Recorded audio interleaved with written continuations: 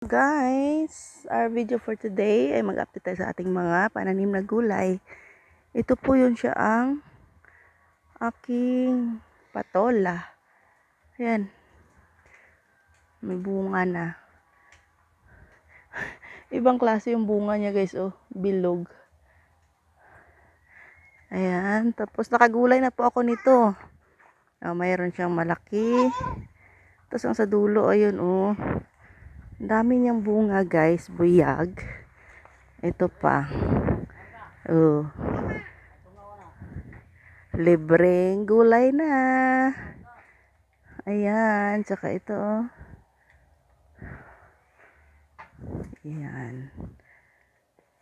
Ayun pa pala sa dulo, mayroon pa. Mayroon pa pala dito. Ayan guys, ah. Ayan, ang aking patola.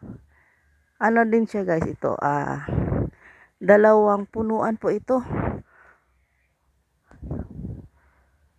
Patula at saka kalabasa. Pinag-isa ko na lang po dito sila sa taas. Ayan. Ayan na, ang kaganda. Ang dami niyang bunga, buyag.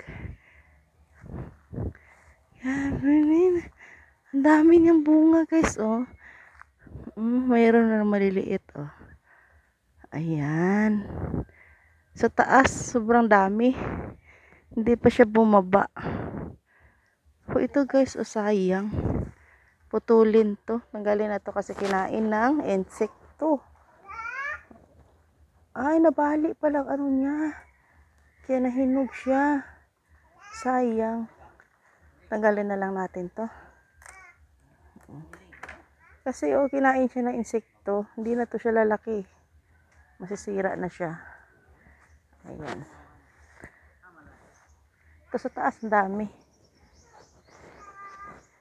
Ayan. Ang aking pananim na ang patola tsaka matagay ito, kalabasa. Ayan, lumalambo na siya. Libre gulay guys. Pag masipag lang talaga magtanim, hindi ka nabibili sa palengke. Ito naman yung aking kamuti. Ayan oh, ang lambo, di ba? Yan, tsaka may bago akong tanim na ano guys. Ito pala muna. Daming bunga ng aking kamatis. Ayan oh. Ilang bisis ko na rin kumuha dito. Tsaka ito, may bago po akong tanim na ampalaya. Yung kinain ng ano oh. Ayan. Nilagyan ko siya ng mga ganito guys.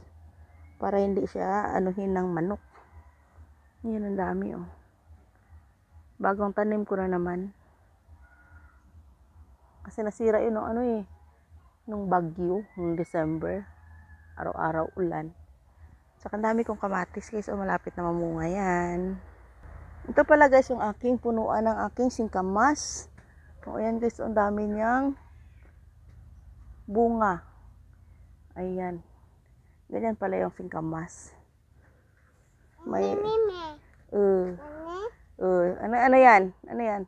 Singkamas. Ang dami niyang bunga. Bunga. May aanihin tayo pag malaki na yan. Pag nagkalaman na. Ayan na guys. That's it for video for now guys. Thank you for watching. And God bless us all. Bye-bye na. Bye-bye. Bye-bye.